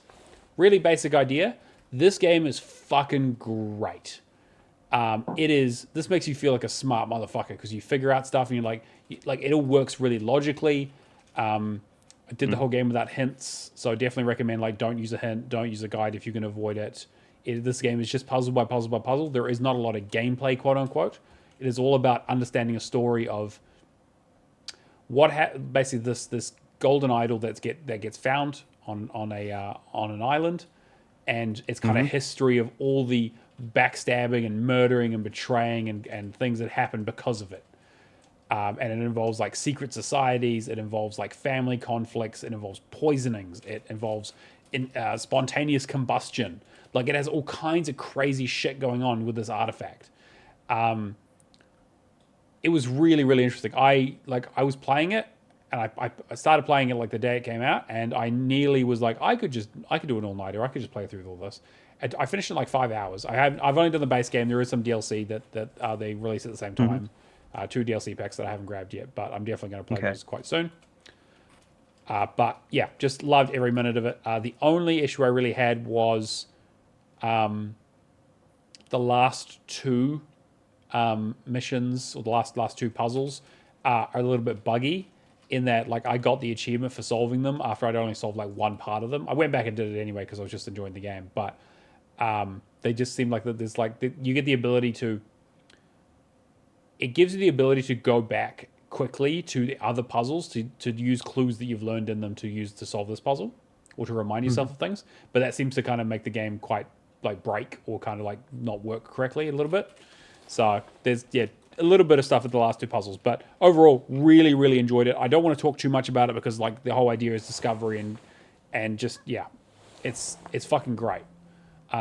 It reminds me a lot of a game called Rusty Lake Hotel, or the Rusty Lake series, which is basically a sort of a flash game series that had like a sort of ongoing universe where you would learn things about this weird town and the lake that it was on and all that kind of stuff, and just you would kind of go like generation by generation, and you kind of see this here where it's like this idol gets passed down from person to person to person, and you kind of see these plans coming to fruition around like government and like family stuff and like secret societies, and it's fucking great. I was so excited to play it. I'm going to play the DLC as soon as I can, and apparently they might be working on a sequel, so I'm super there for that. This is great. 10 out of 10. Cameron's going to hate it. Cameron, what about you? Is it my turn? It is your turn. It is definitively your turn. So the funny thing about that is I played a game called The Duck Detective: The Secret Salami. I can't wait to play this. The funny thing about that is Mm-hmm. it's the exact same gameplay. Great. It is the exact same game as the Case of the Golden Idol, with probably the exception of when you're a detective in this game, you'll like invest, like you like wander around and stuff, right? Yeah. You're wandering around. It's like very short, like 1 hour kind of experience, but I would say it is a kid's version of the Case of the Golden Idol, looking at those kind of like fill in the spot with the word after you investigate the character or the scenario, whatever's happened in the scene, and then using them to fill in the blanks to essentially solve the case, and from that way. I'm not sure if the Case of the Golden Idol will like let you highlight or like close in on to like if somebody's nervous or something like that. Sort of. It'll usually have like, it's usually like things that they're saying and have like words that you can click on to add to your word bank. So like a person's name, for example. Like a Case of the Golden Idol, a lot of it is like, okay, who is this person in the scene? And you're just like, okay, well, let's look for documents or conversations that mention names and try and put the name to the person to help solve what happened. So Duck Detective has that same kind of thing, but then it will also like you'll be interviewing somebody, but then somebody might be a little bit nervous. They might be like sweating out a little bit. It does a really nice thing of having it's very colorful colors, like same developers as Kraken Academy. Oh, okay, So that sure. kind of art style. It's very much like they could make a kids cartoon show out of this easily. But it has very beautiful colored in characters, but then you'll zoom in and it will like add like a little bit more of a nervous, like a sweat going down their brow or something like that, but in a slightly different art style. So when you're hovering the magnifying over, it's just like, that's a little bit interesting how they're aligning these two art styles. Right. But 100% same as the Case of the Golden Idol, with very big focus on humor, because it's meant to be just a short, like 1 to 2 hour experience. I did this in one sitting. It was great. Okay. I would like, if you got a kid, like sit down and do this with your kid. It's like the kind of thing that they'll really enjoy. I'm definitely gonna play this. This sounds great. Yeah. Like this is probably like the most solid 1 hour kind of game that I played in quite a while. Cool. Outside of that, I'll quickly mention the games I've been playing with Stubby. We finished Spacelines from the Far Out, which I've talked about previously. Is kind of like an Overcooked clone, but you're managing a space flight. So you're managing the food, you're managing their access to the toilet, entertaining them, making sure you stop for fuel, that kind of stuff. First few runs, quite meticulous, quite annoying. Once you get through a full run, though, and start upgrading your equipment on the flight deck, it's completely fine. The only problem I have with the game is the customizations are very random. They don't include employees or the spaceships. So it's very annoying getting employee over and over again when you might get like free customizations in a run. It was our last achievement. We didn't get it done before it left Game Pass, and fortunately enough, I put it on a watch list. It came on a 75% off sale, and we picked it up for $5. Sweet. Good finishing off. Like I do enjoy it. I've met the devs in Germany.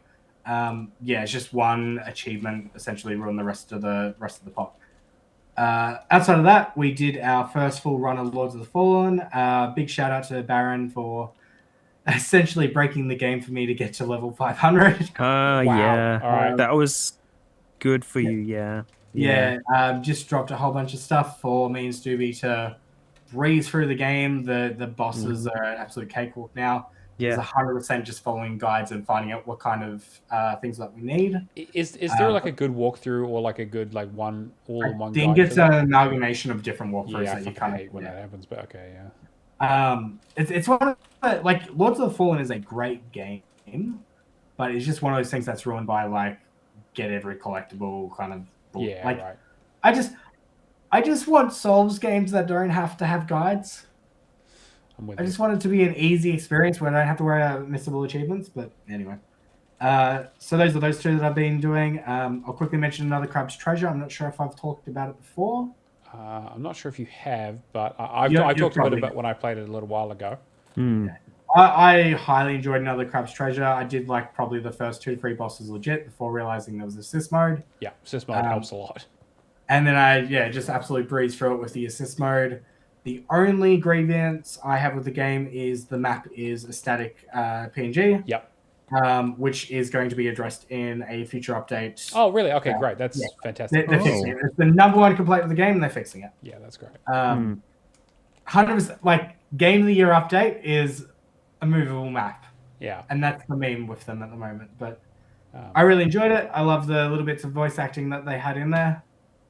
Good story. And I highly, like, if you want a more cartoony kind of Souls experience, or if you just want something easy to breeze through with an assist mode, or if you just want to answer the question of, like, how does a crab hold a gun? Yeah.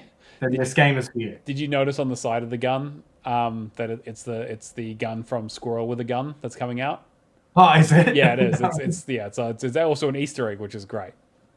The funny story with it, so Paige, the community manager for AudreyChar, like when they were discussing it, as a joke, it was like, all right, how would a crab hold a gun? Is it just like a crab claw kind of thing, or is it just having it all over the top? So they had that on social media. They had an internal discussion and went like, this is brilliant. We can actually match this up with accessibility, and then just went from there. It's great. Yeah. Stories that like that, I love.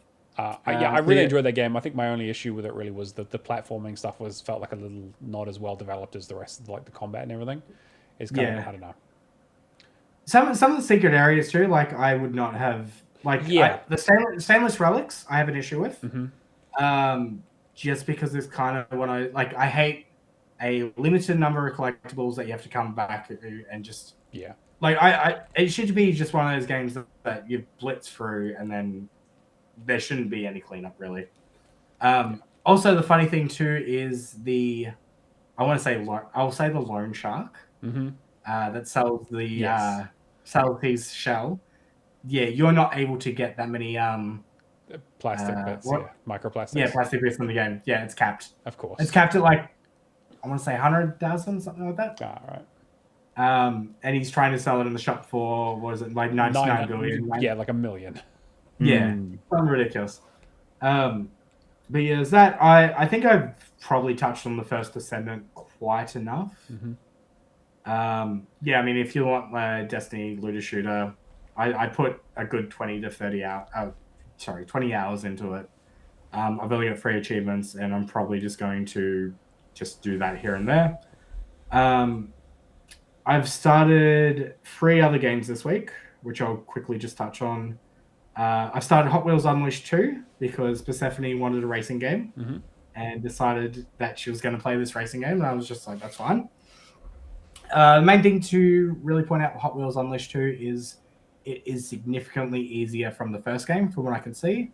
The only issues I would say with it is you have a very grindy drift achievement, which apparently they've got this new mode which is like waypoints. So they'll put you in a large room and you're going from essentially flag to flag, just running over them. But I'm clearing them in like 30 seconds under with a Bugatti Veyron. Right. Like I've just got Bugatti completely upgraded. I've just been blitzing through everything that isn't a specific car that you need for a specific track type. It's incredibly easy. The only problems I have with the game is the DLC is $40 per season pass. Yeah, it's kind of pricey. So unfortunately, this wasn't a situation where, like the first one, they put the Game of the Year release out and, Bob's your uncle. You just get it all good on one go. I will say, though, there's been no grinding when it comes to the coins. I got that all through just natural gameplay, 60% for the story. Whereas then I've talked about before, me and Keo had to grind out for a few hours just to finish off the first one. Other than that, I think they've just improved on the first one in every single way, essentially. Yeah. The first one didn't that have a jump button at all? This one I does. don't think the first one had a jump button Yeah. from memory.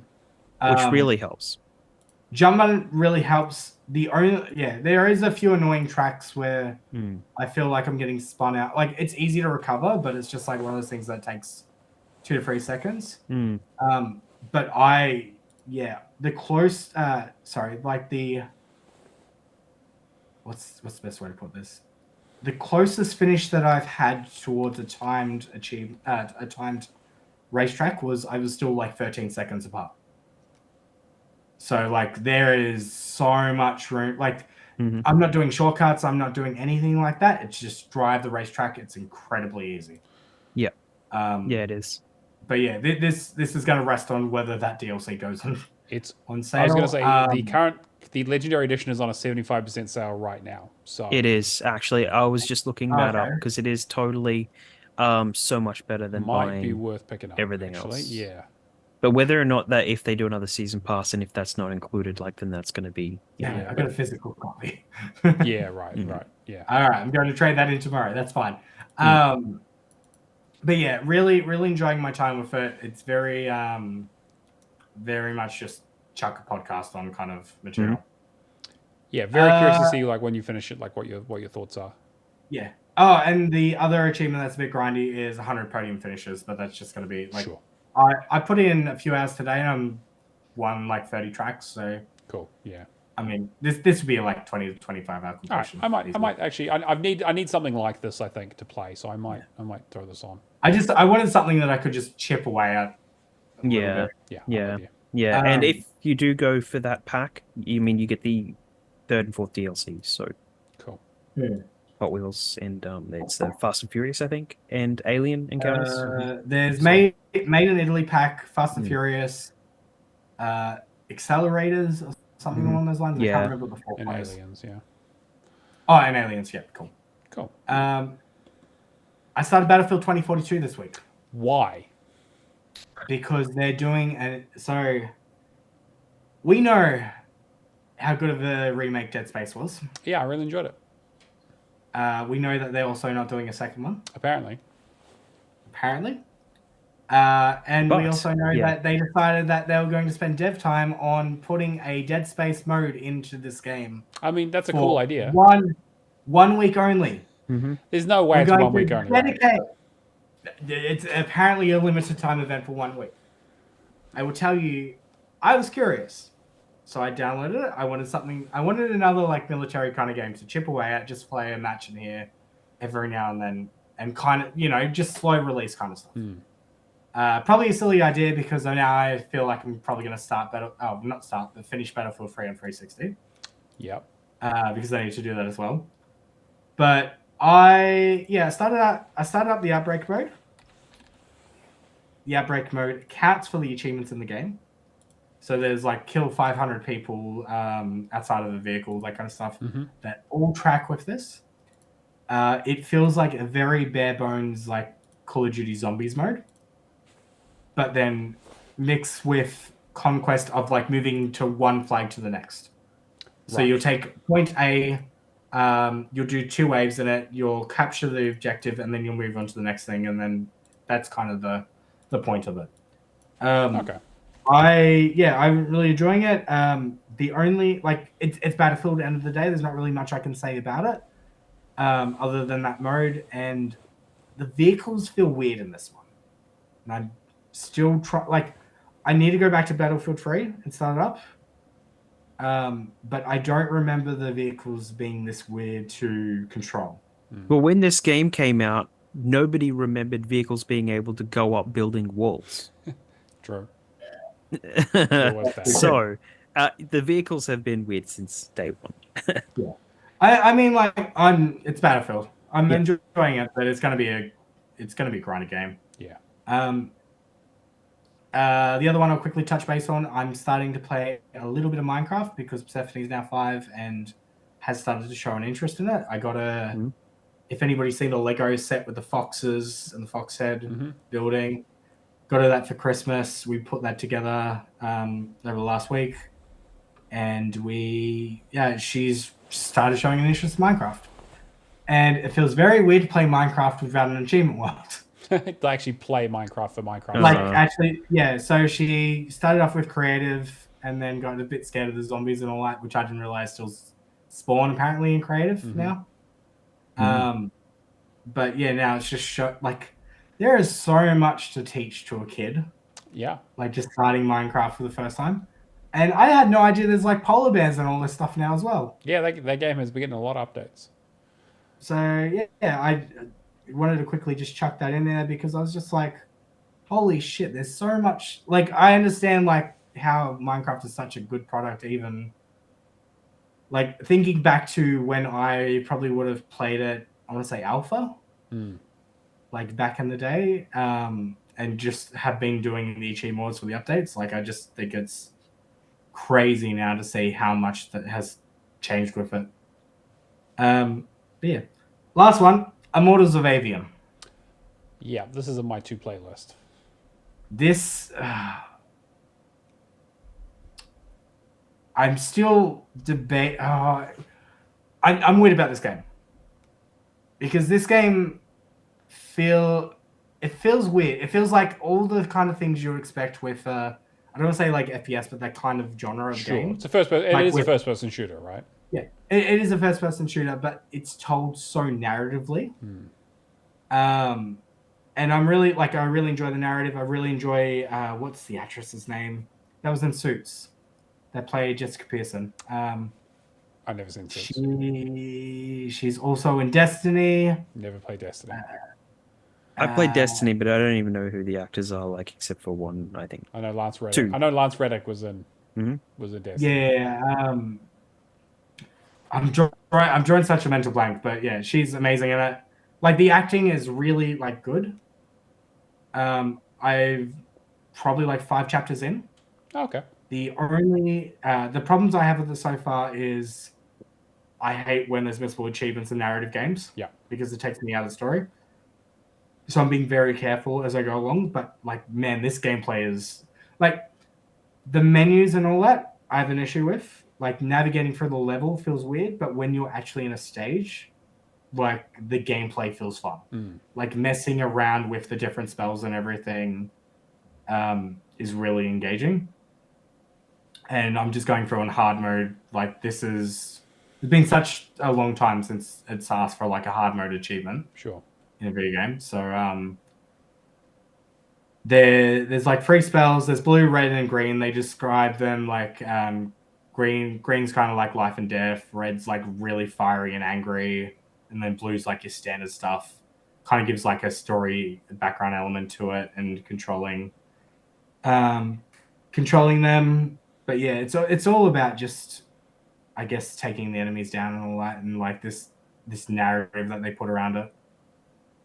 You trying to become an immortal and what that means, and it's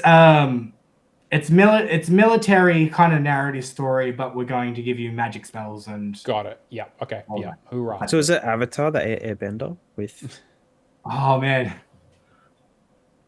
No, because this is much more fantasy, kind of. Right. Fantasy. Okay. It's kind of like that level of fantasy mixed with, I don't want to say Star Wars, but like, like that futuristic. Yeah, like medieval space. Sure, space fantasy. Yeah, I get what you're saying. Yeah. Medieval space fantasy. Yeah. Yeah, space fairy tale. But yeah, it's really enjoyable at the moment, and I'm just shit scared about the missable achievements. Yeah, I'm definitely gonna give it a go. I got it for like 90% off, so I'm like, I need to play this.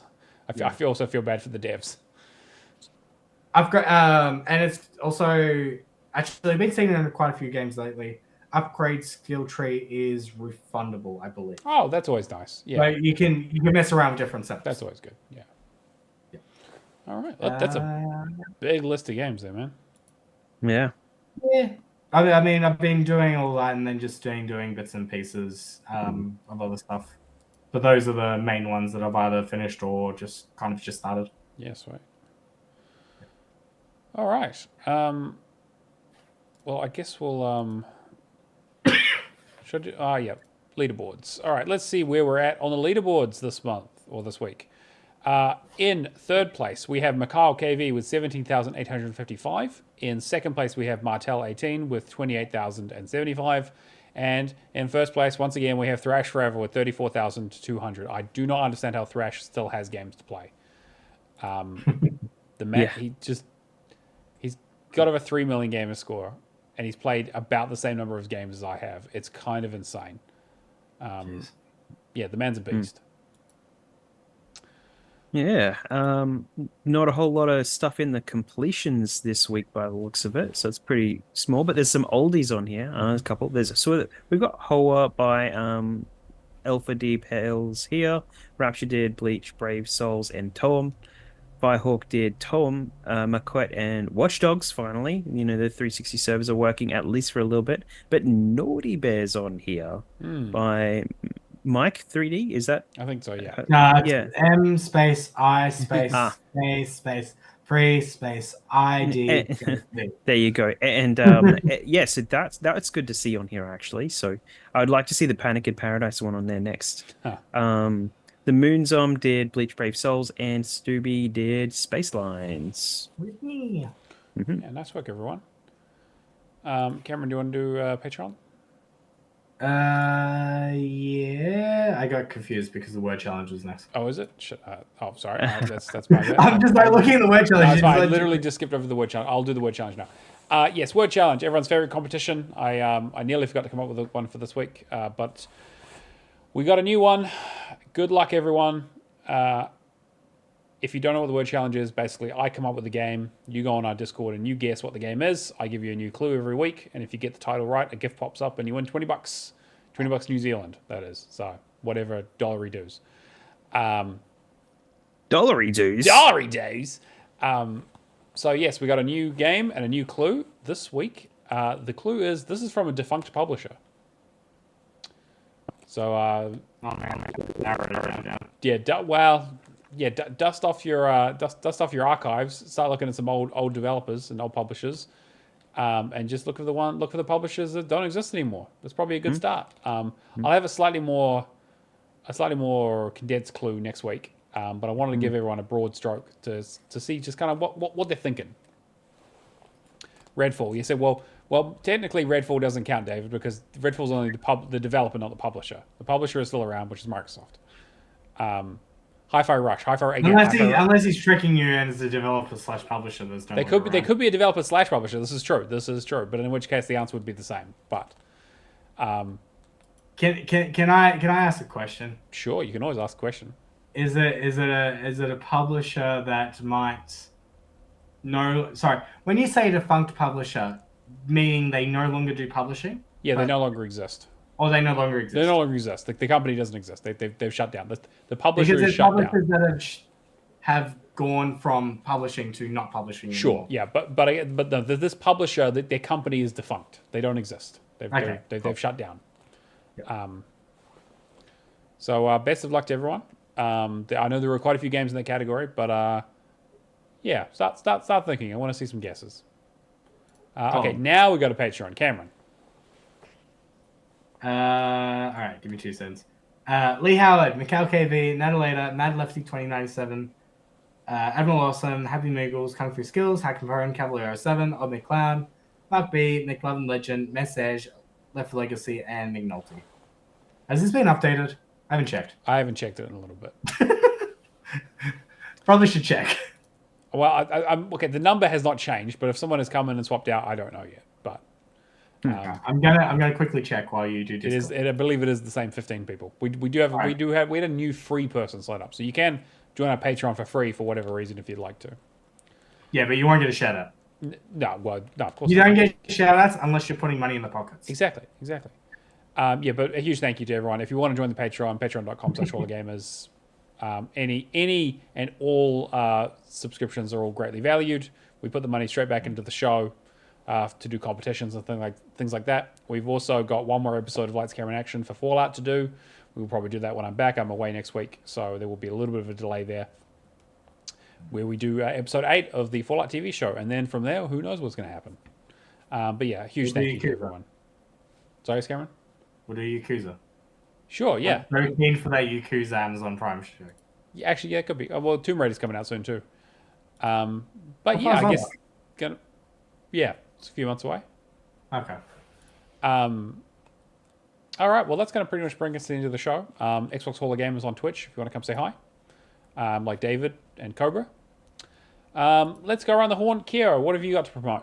Yeah, so you can catch me pretty much everywhere at Kia Live at home. I'm streaming on Twitch and doing the Resident Evil series most Fridays. There's going to be a couple of exceptions in the upcoming months, but other than that, you can find all the VODs for those things at How to Fix Gaming on YouTube. Fantastic. Cameron, you got anything to promote? I'm going to be putting together my PC tomorrow and hopefully start streaming again sometime soon. You pretty much catch me on twitch.tv/ShadowlessAU. Same thing with Twitter. Same thing with pretty much anywhere else. Probably going to be moving a little bit off some Xbox games. Want to get more into indie space on Steam. But it's probably going to be a good mix. Cool. Yeah, nice. That's good. And as always, I'm Neomaster and everything, True Achievements, Xbox, and Discord if you need to get a hold of me for whatever reason. All right. Well, that was episode 131. We will catch you guys next week. See you later. Peace out. Bye, everyone.